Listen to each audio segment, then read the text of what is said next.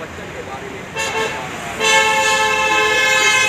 महासभा नाम के संगठन चलाते हैं, राष्ट्रीय अध्यक्ष थे।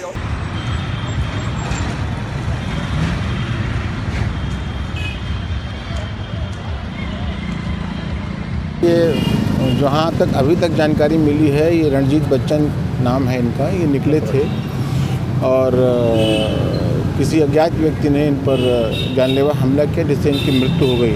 इस संदर्भ में पुलिस की टीमें गठित करके अभी इंक्वायरी की जा रही है, जांच की जा रही है। यथाशीघ्र हम अभियुक्तों तक पहुंच जाएंगे। हाँ, एक व्यक्ति घायल है जो उनके साथ था, वो खतरे से बाहर है। हेलो, हाँ जी नमस्ते। कह रहे हैं यहाँ आने को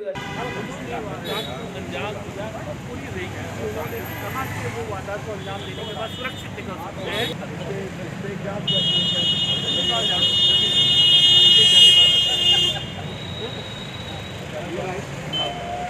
हैं।